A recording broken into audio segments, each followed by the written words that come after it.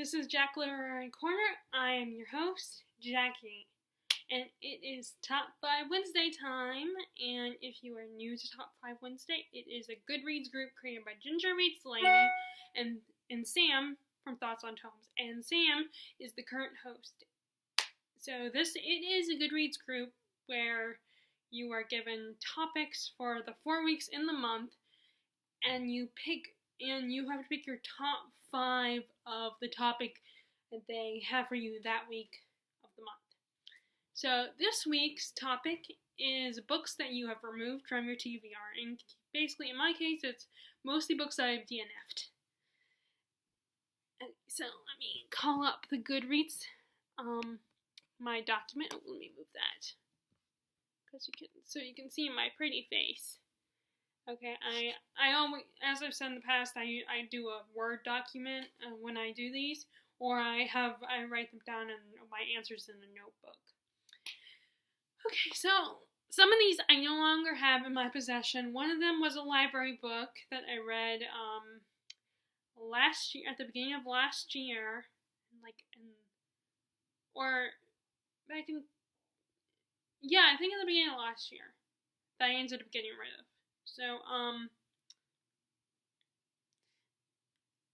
let's start with a book that I recently bought from the used bookstore, but then I just wasn't feeling it. Maybe it just was a bad time to read it, and maybe I should keep it and give it another chance, because I was thinking about just giving it back, but I've been, because I don't have a lot of shelf space, I've been pressuring myself to get rid of certain books. Like, I recently did a video, I'm trying to think of what I called it, like Bookish Confessions or something, where I talked about how I was donating my Throne of Glass books when I was done with them. I'm going to finish out the series, but I think I'm going to give them to the used bookstore.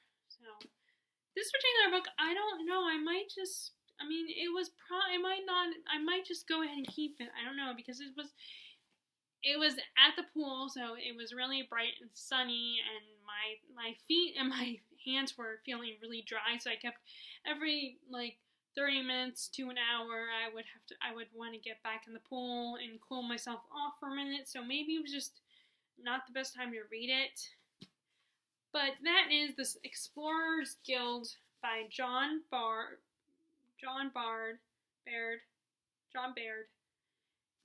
And apparently Kevin Costner, the actor, which is really weird and interesting. But Sarah Jessica Parker has now, I think, a publishing company or something, or she published something. So what the hell? Why not?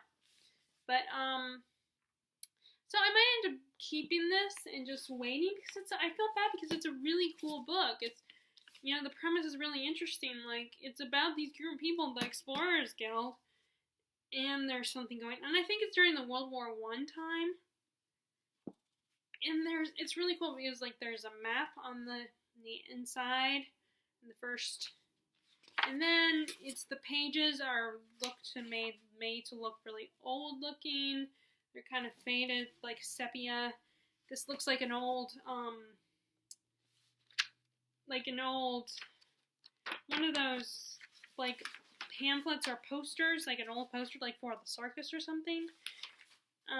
There's pictures, this colored picture, and then there's also there's more pictures right there, drawings.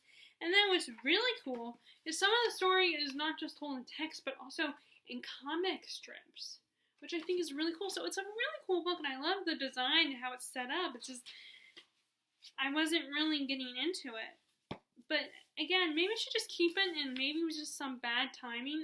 Like I said, I took off my Throne of Glass books, with the exception of the ones that I haven't read, meaning Empire of Storms and Tower of Dawn.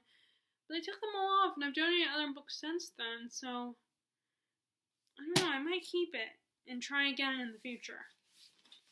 I don't know, although maybe I really shouldn't talk myself out of getting rid of books.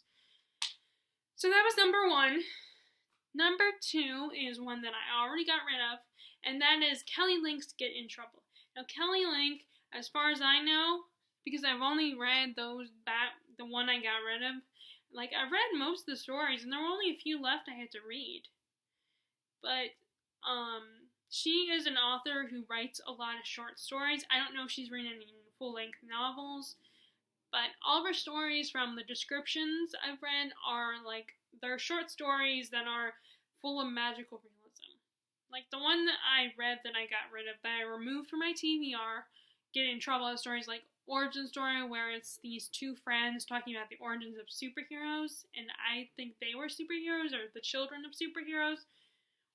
Or, no, I think they were maybe superheroes themselves or something. There was one where this young girl is pretending to be a lot older and has an online relationship with an older man. She exchanges emails with him and stuff. And, like, she pretends to be her sister, I think. And she decides that she wants to meet him. And she's telling these two people at the hotel that she was going to meet him, that how it all went and how she kind of chickened out in actually meeting the guy, I think. They were weird stories, and I didn't entirely understand them. Like, I have no problem with magical I think I like magical realism, but I think it's only certain stories. Like, I love the Raven Cycle. That's magical realism. And there was one we read in school that was magical realism that I thought was okay.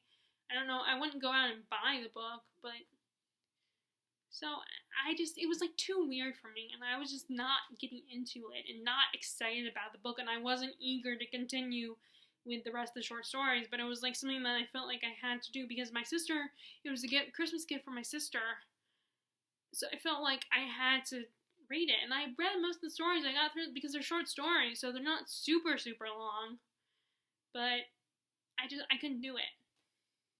But I do have one of her other collections, because she has quite a few collections. This is Stranger Things Happen by Kelly Link. So I'm going to try reading this one, and then I think if I can, I'll just get rid of this one too.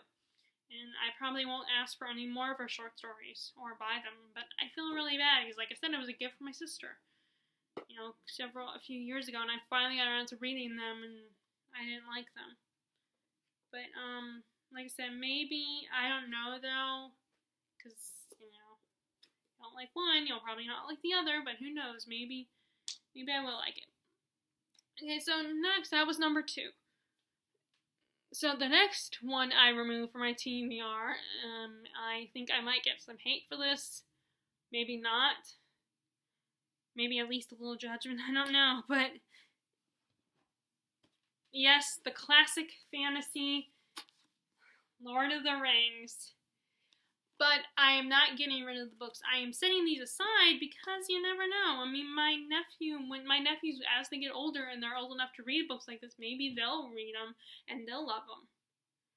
I mean, I almost feel like I'm committing a sin by by removing these, or not even trying for the 4th or 5th time.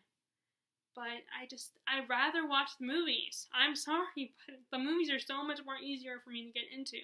It's just easier for certain books to watch the movie version. Like, put the disc in the player or turn on the TV, and it's easier because you're not having to concentrate to understand what's going on. Not that the book is written, it's not like Shakespeare.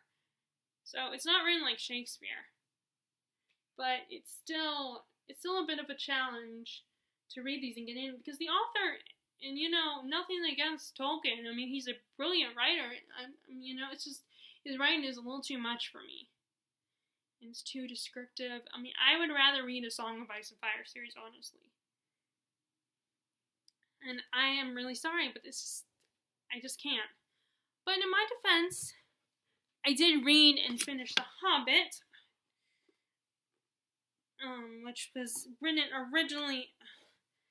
Okay, so sorry about that. I have my iPod connected to my computer, so it's like I can charge it via my computer, and it just flung, because when I grabbed the book, it kind of flung off the little stool I have my computer on. But I read The Hobbit because it was originally written for kids, so it's a lot easier to read.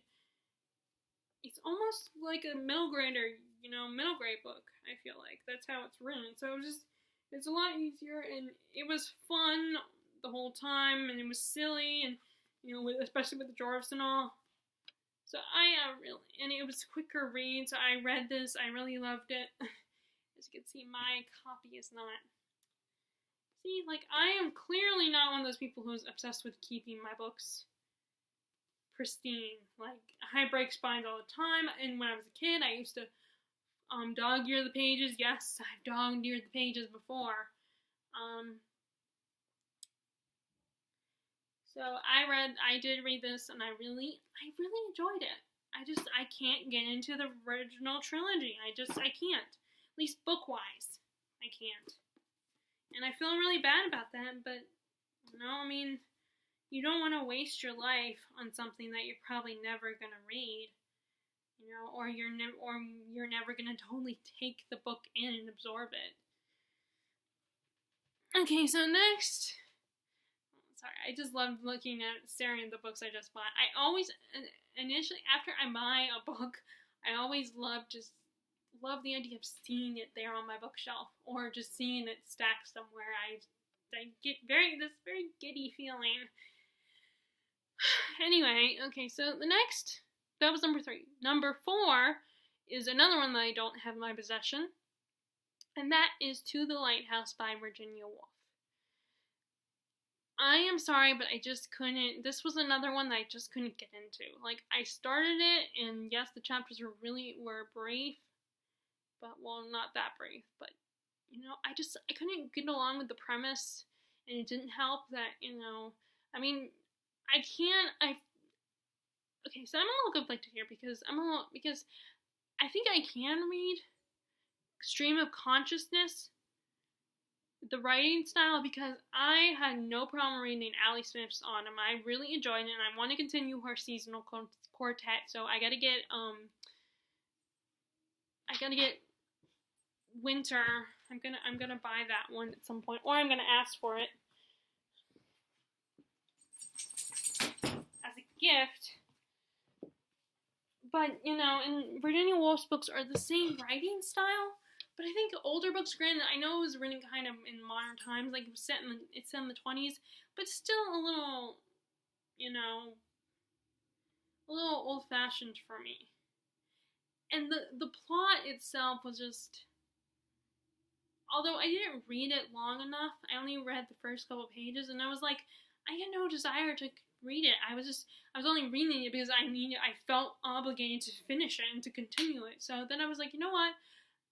This isn't clicking with me.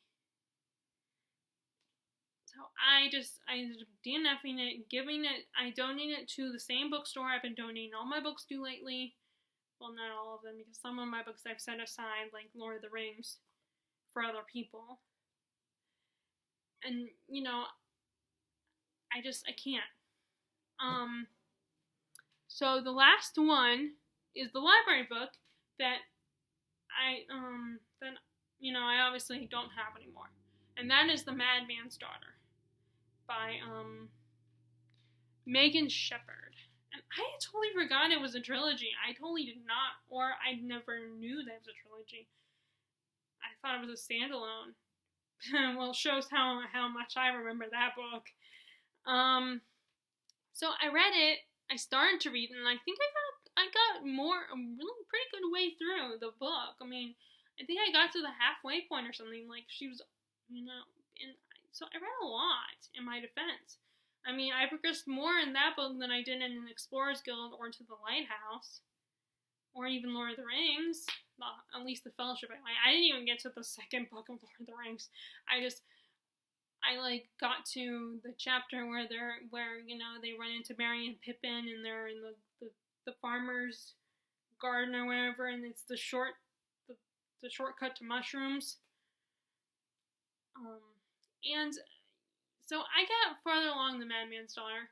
I was interested because I do want to read more science fiction, and I want to read more of the classics, and the book that is based on is a classic, and I want to give it a shot because I also read, and I cannot remember what this book is called. The Isle of Dr. Moreau, it might be called. It's a YA middle grade, or it might be middle grade, that I read years ago in middle grade.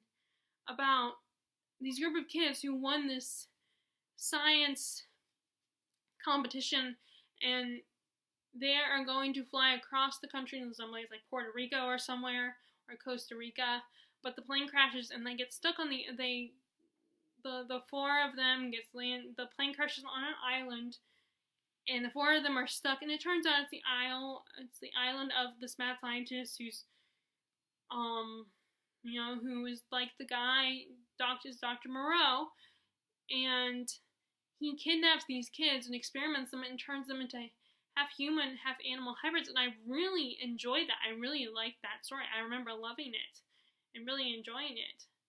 And then I ended up getting rid of it. So I wanted to read The Madman Zone because it was based on the same thing, and was inspired by the same story, and it was the same kind of storyline. It was like based on the same classic.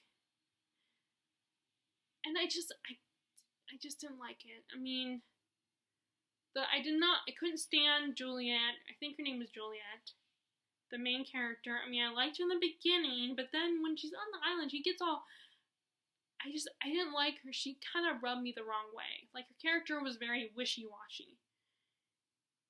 And also, they introduced, I really shouldn't be saying this because it's funny that I'm saying this because I have defended, I've said that I'm more accepting of this particular trope, but in this case, this is one of those times, and maybe BookTube is influencing me, and I'm starting to be more bothered by this trope, but it had the love triangle trope, and I'm somewhat more okay with it, but it just I think it was more the character that was the main character, because she was a bit wishy-washy and a bit whiny, in my opinion.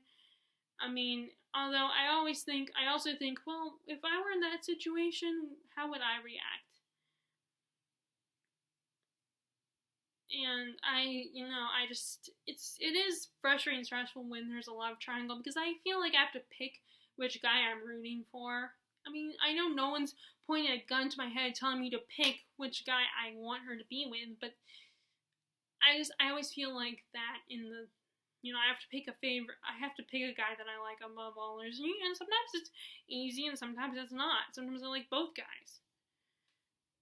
But I couldn't get into the book. I had to get rid of it, and I was having it and I just didn't feel the urge to read it. I was not enjoying it. It was okay. I was not as entertained by it.